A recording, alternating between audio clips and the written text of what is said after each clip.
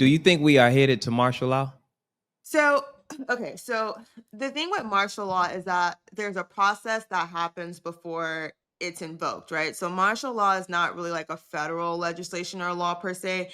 There has to be something that comes before it. So, for example, like the Insurrection Act, right? So, basically, what it is that helps keep a check on the president's power when he calls out the military. But here's the thing: if he continues to use language like, the governor or the mayor out in Chicago is not protecting ICE, right?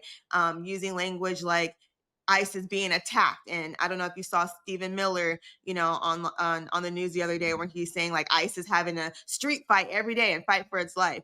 That kind of language and calling those kind of things and getting the community to believe that there's this serious, dangerous issue happening in areas such as Chicago, for example, where the normal police that the police that would normally handle these issues can't handle it and it's that out of control, that gives him a little more reason to say, we need to invoke the Insurrection Act, which basically is like, well, American people are so out of control right now that regular police can't handle this, so we're sending in the military to assist with the police, right, and for law enforcement to shut all this down, excuse my mouth, but shut all this down and make sure we get this in order.